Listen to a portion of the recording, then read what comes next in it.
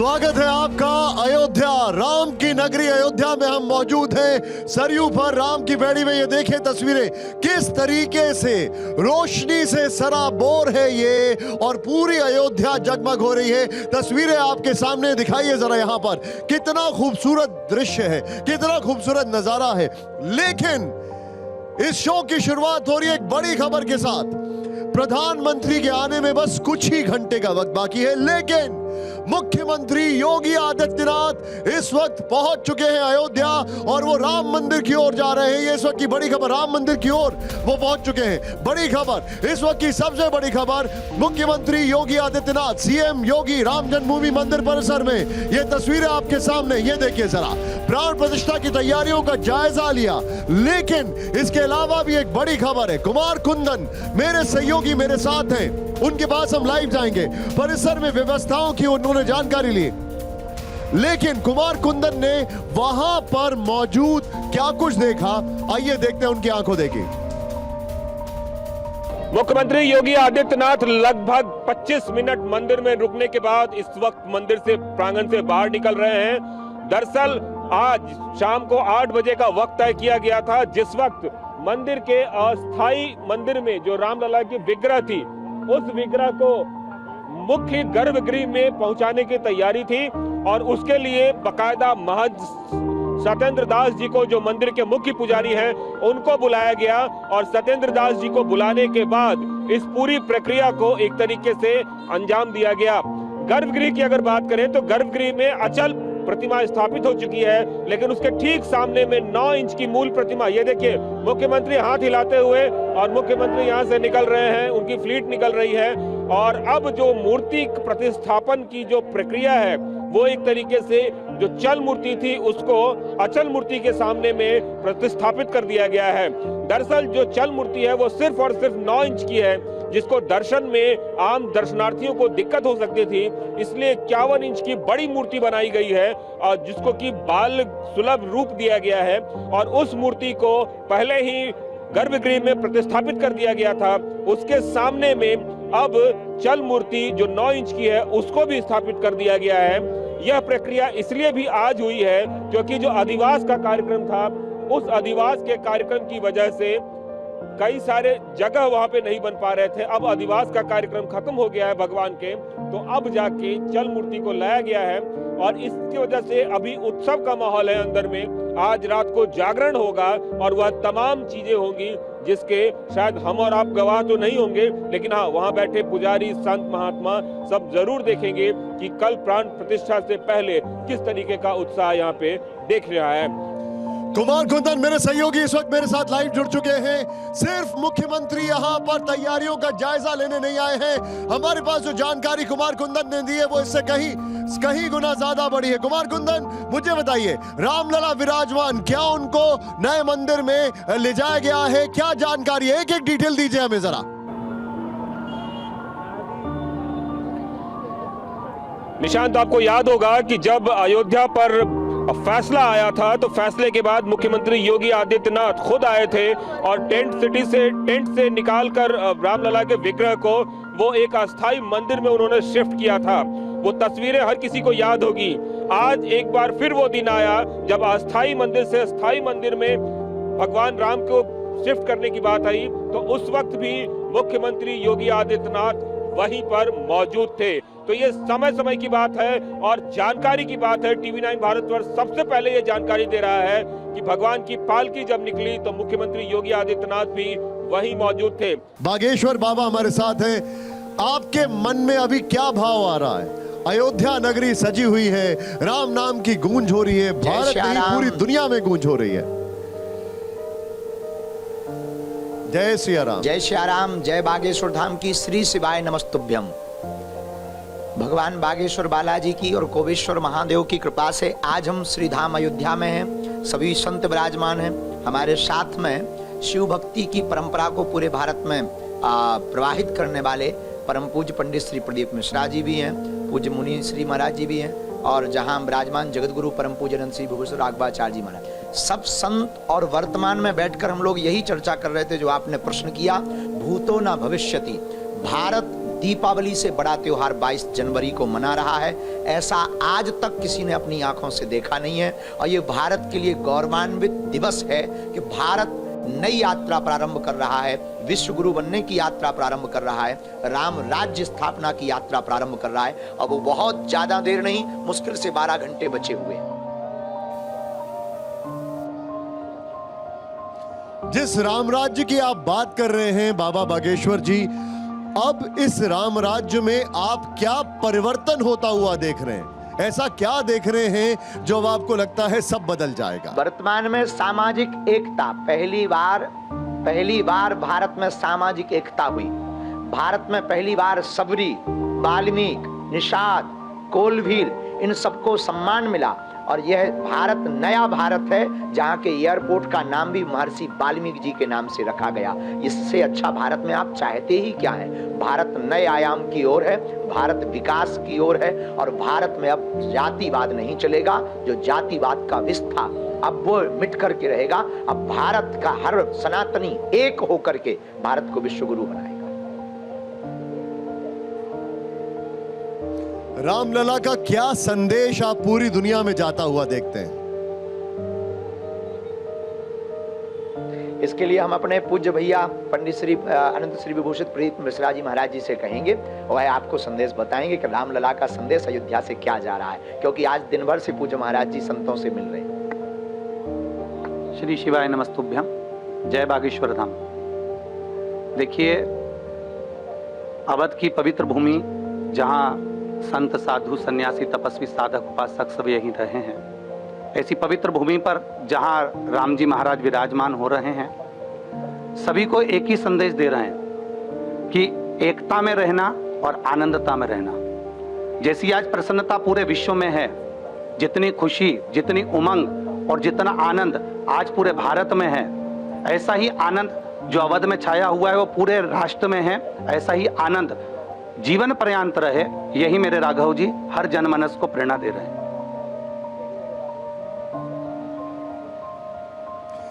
इस वक्त मैं आपके पास एक सवाल और लेकर आ रहा हूं, लेकिन मेरे पास एक बहुत बड़ी खबर आ रही है और अब थोड़े बदले से उनके बयान दिखाई देते हैं।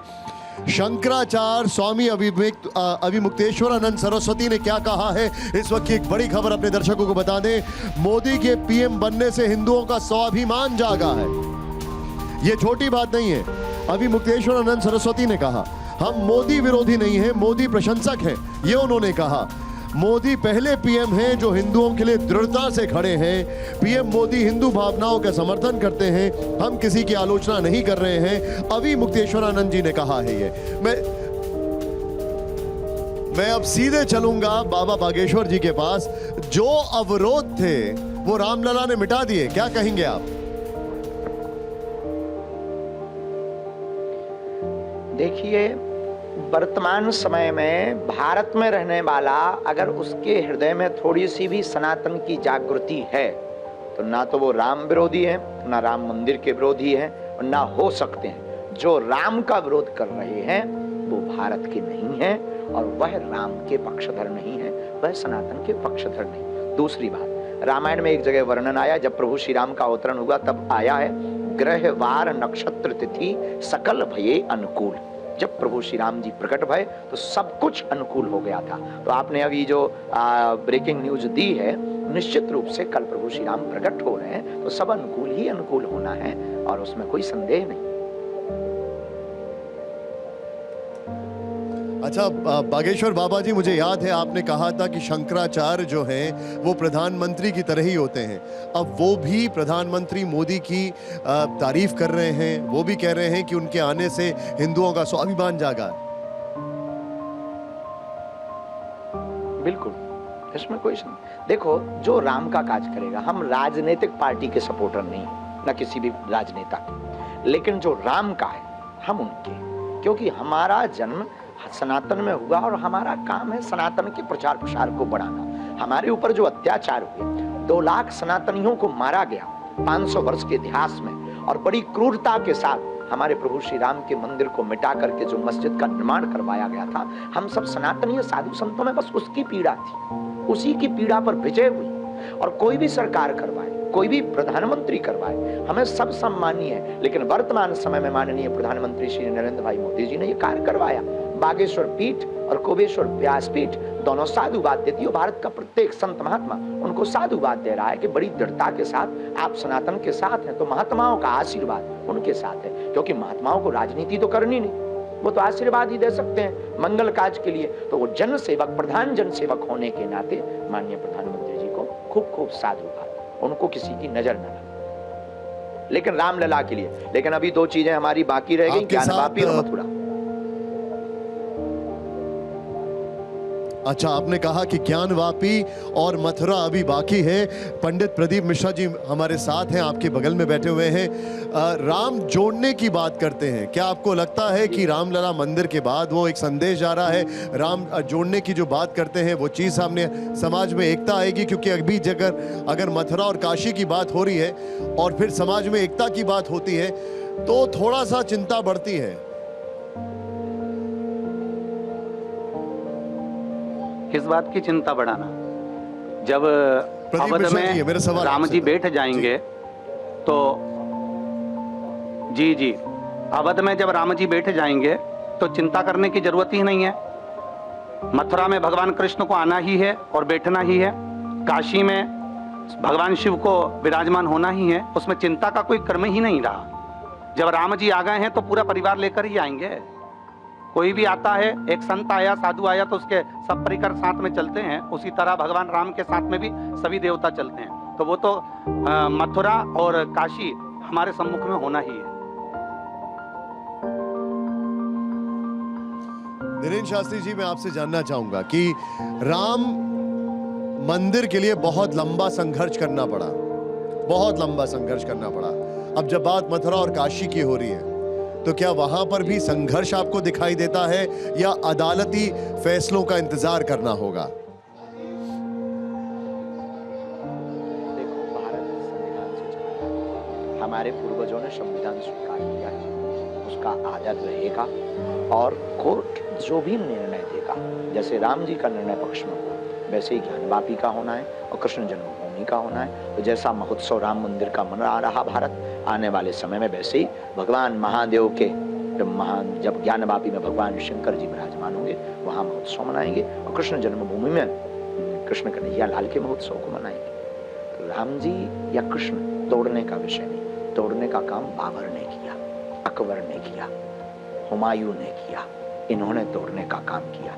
जब मंदिर टूट रहे थे, मस्जिदें बन रही थी, तब मस्त लग रहा था, अब फिर से मंदिर बन रहे हैं तो दस्त लग रहा है।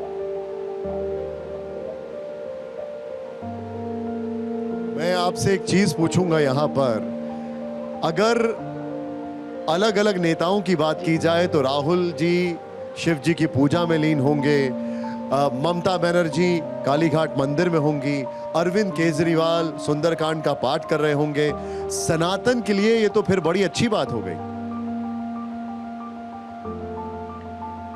बिल्कुल बेझिझक, राम सबके हैं, सनातन सबका है। सनातन का मतलब किसी मजहब का विरोधी नहीं, सनातन का मतलब विश्व की आचार्य संहिता, सनातन का मतलब आदि जो प्रारंभ में था, सनातन का मतलब विश्व में शांति।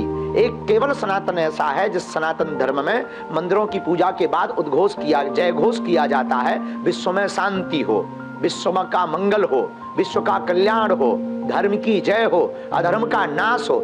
केवल दुनिया में एक धर्म है सनातन और केवल यही धर्म है, बाकी सब मजहब हैं और दूसरे मजहबों में तो अपने लोगों को केवल मानव माना जाता, बाकी सबको कायर माना जाता, काफिर माना जाता है। इसलिए सनातन ही सर्वोपरि और सर्वोत्तम उपाय। आज हम अयोध्या में बैठ करके इन संतों के सन्मुख और कुबेश्वर महादेव वाले प्रमुख आचार्य पूज्य पंडित श्री मिश्रा जी के बगल में बैठकर हम ये बिल्कुल घोषणा के साथ कह सकते कि विश्व में अगर युद्धों से विश्व को बचना हो तो सनातन को स्वीकार करना पड़ेगा, क्योंकि विश्व में शांति का सूत्र केवल सनातन दे सकता है।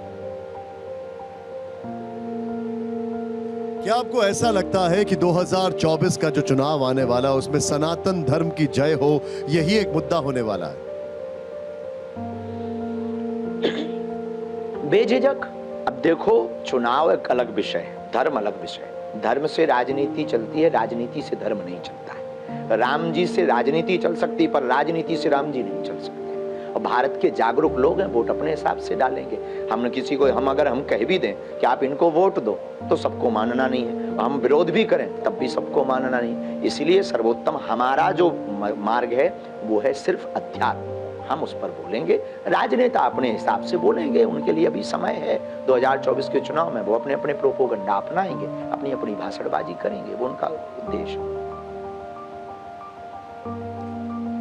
लेकिन बाबा बागेश्वर क्या कहेंगे अब जब राम मंदिर का जो मुद्दा है, राम मंदिर बन चुका है, मथुरा और काशी का मुद्दा अदालत में है, अब क्या आपके लिए महत्वता रखता है? हिंदू राष्ट्र या पीओके, सनातन के लिए क्या है अब आगे? हमारे लिए महत्वपूर्ण है राम राज्य, हमारे लिए महत्वपूर्ण है पाक अधिकृत कश्मीर भारत में विलय होना, हमारे लिए महत्वपूर्ण है ज्ञानवापी का फैसला शीघ्र आना, हमारे लिए महत्वपूर्ण है कृष्ण जन्मभूमि का फैसला पक्ष में शीघ्र आना, हमारे लिए महत्वपूर्ण है भारत में जाति गणना नहीं अपितु गरीबों की गणना की जावे। हमारे लिए महत्वपूर्ण है इस भारत में बिछड़े पिछड़े लोग कितने हैं वो किसी भी बिरादरी के हों उनको सम्मान प्राप्त होवे। हमारे लिए मान्य है, हमारे लिए सर्वोपरि है कि जिन महिलाओं के साथ बर्बरता के साथ अत्याचार हो रहा उनको न्याय प्राप्त होवे। हमारे लिए महत्वपूर्ण है जो बिछड़े पिछड़े इलाके हैं जहां आदिवासी क्षेत्र हैं उनके साथ किसी भी प्रकार की दबंगई और क्रूरता ना होवे। हमारे लिए सब मानवीय कार्य महत्वपूर्ण है, इसलिए राम राज्य का मतलब ही यही है, हम इसी के लिए जी रहे हैं। मैं पंडित प्रदीप मिश्रा जी से सवाल जरूर पूछना चाहूंगा, जब प्रभु श्री राम अयोध्या लौटे थे तो भगवान शिव, पार्वती, ब्रह्मा जी सब उनको देख रहे थे, कल क्या होगा?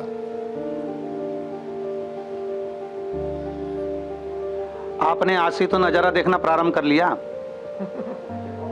जब आज ही से नज़ारा दिख रहा है तो कल का नज़ारा तो कुछ और भी होगा, जिसमें सारे देवता अभी से ही सम्मिलित होना चालू हो गए हैं, तो कोई दिक्कत विषय नहीं है। कल का नज़ारा आप स्वयं देखेंगे और पूरा विश्व देखेगा। एक उजाला, एक प्रकाश और एक आनंद पूरे विश्व में प्रकाशित होगा कल के नज़ारे से।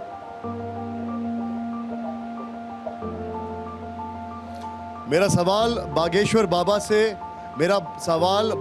बाबा से ये है, जो हम परिवर्तन अयोध्या में देख रहे हैं उस परिवर्तन से क्या पूरे देश में भी एक परिवर्तन आता हुआ दिखाई देगा?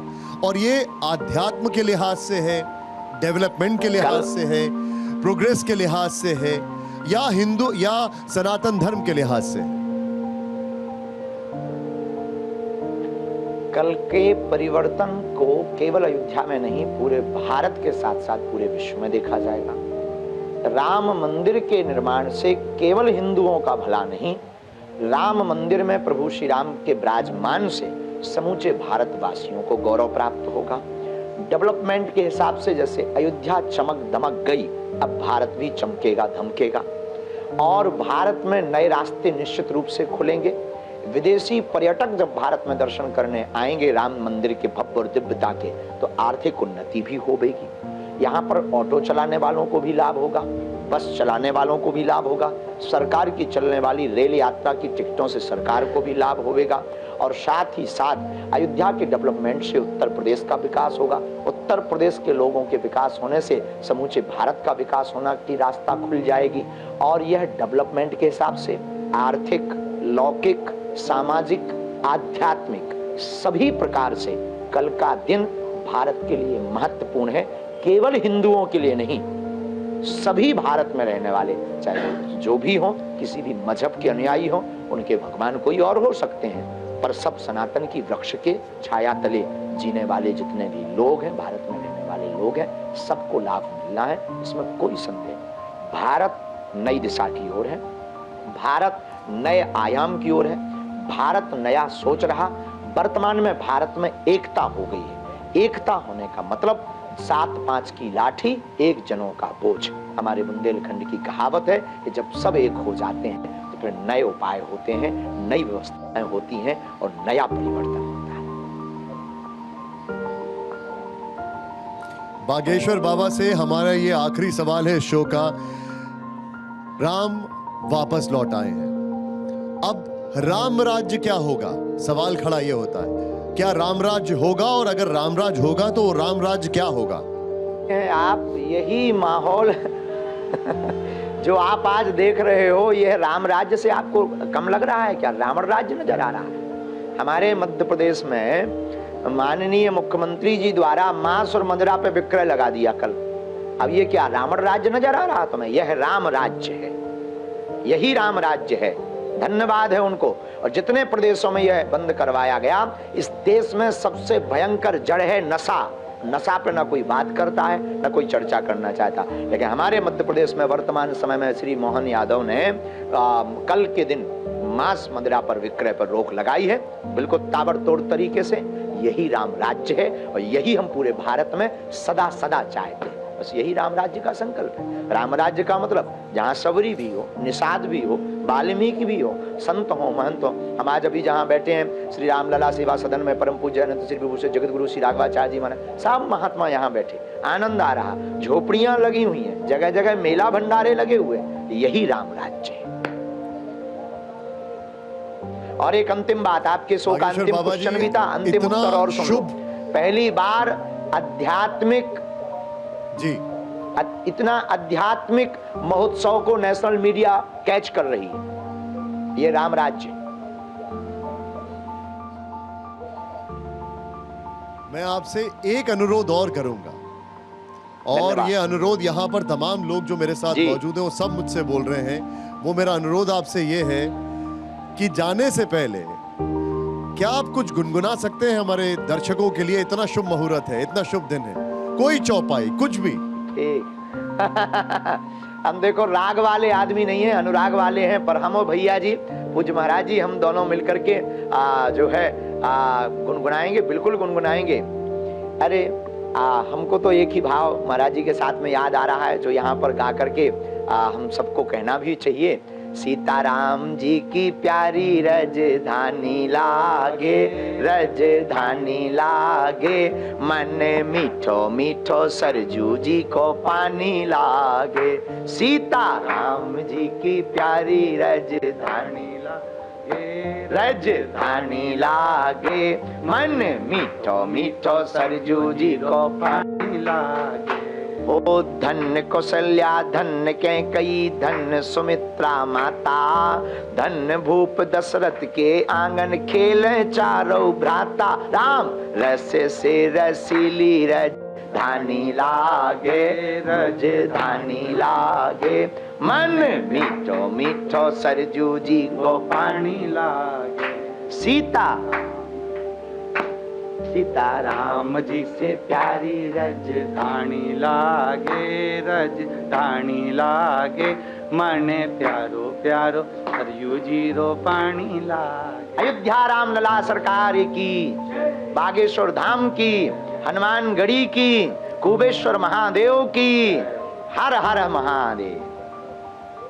धन्यवाद। एक चिट्ठी लिखी गई है, पत्र लिखा गया है राष्ट्रपति की तरफ से प्रधानमंत्री मोदी को। इस वक्त की बड़ी खबर, राष्ट्रपति मुर्मू ने पीएम मोदी को लिखा पत्र, ये इस वक्त की बड़ी खबर आ रही है। प्राण प्रतिष्ठा से पहले पीएम को पत्र लिखा गया है, ये उसी की प्रति जो हम आपको दिखा रहे हैं। प्राण प्रतिष्ठा के लिए आप तपस्या कर रहे हैं, ये लिखा गया है इस पत्र में। अयोध्या की यात्रा के लिए हार्दिक शुभकामनाएं। राष्ट्रपति मुर्मू ने पीएम मोदी को पत्र लिखा।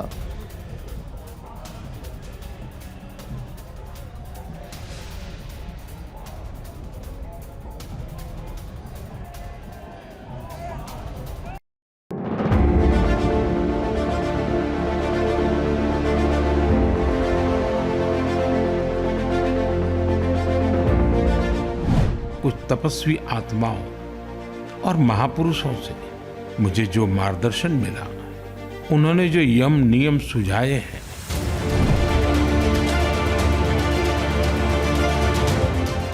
उसके अनुसार मैं आज से 11 दिन का विशेष अनुष्ठान आरंभ कर रहा हूं। प्राण प्रतिष्ठा से कुछ घंटे पहले अयोध्या के भव्य और नव्य रूप की ये झलक खुद प्रधानमंत्री ने दिखाई।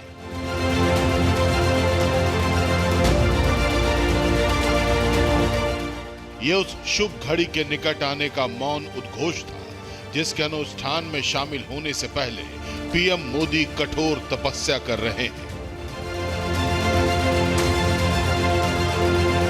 शास्त्रों में भी कहा गया है हमें ईश्वर के यज्ञ के लिए, आराधना के लिए स्वयं में भी दैवीय चेतना जागृत करनी होती है। इसके लिए शास्त्रों में व्रत और कठोर नियम बताए गए हैं।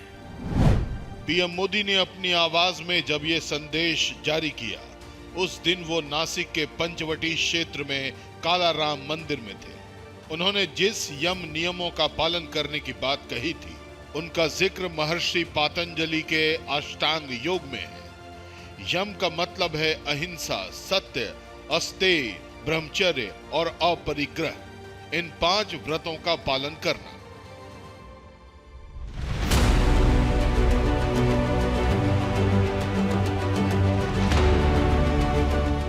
सनातन धर्म में ये मान्यता है कि किसी भी महाअनुष्ठान से पहले व्यक्ति को मन, वचन और कर्म से शुद्ध होना चाहिए।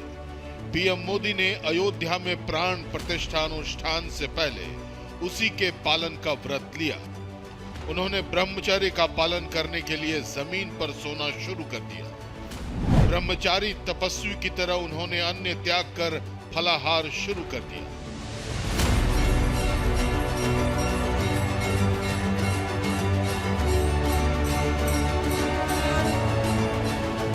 अलग अलग मंदिरों में पूजा पाठ भी पीएम मोदी के उस व्रत का हिस्सा है। ऐसी मान्यता है कि अगर मन भगवान में लीन हो तो बुरे विचार नहीं आते, सोच में शुभता आती है, मन शुद्ध और शांत हो जाता है। पीएम मोदी इस व्रत के दौरान पवित्र नदियों, सरोवरों और सिंधु के जल से स्नान भी करते दिखे। उन्होंने खुद तो इसकी वजह नहीं बताई, लेकिन वैदिक अनुष्ठान की विधि समझने वालों को मालूम है कि शरीर की शुद्धि के लिए पवित्र नदियों के जल से स्नान करने की महिमा शास्त्रों में है। पीएम मोदी उसी शास्त्र परंपरा का पालन कर रहे हैं और अयोध्या में अनुष्ठान से पहले वो सरयू में भी डुबकी लगा सकते हैं। अनुष्ठान से पहले दान का भी महत्व वेद, पुराण और शास्त्रों में लिखा है। पीएम मोदी इस नियम का भी पूरी तरह पालन कर रहे हैं। दान चूंकि घोषणा करके नहीं किया जाता, इसलिए पीएम मोदी के दान का विवरण मिलना मुश्किल है। लेकिन पोंगल पर्व के दिन उनकी गौ सेवा की तस्वीरें सब कुछ बयां कर गई। हिंदू धर्म में गौ सेवा और गोदान को सबसे पुण्य माना जाता है और पीएम मोदी पूरी तन्मयता से गौ सेवा करते ही दिखे।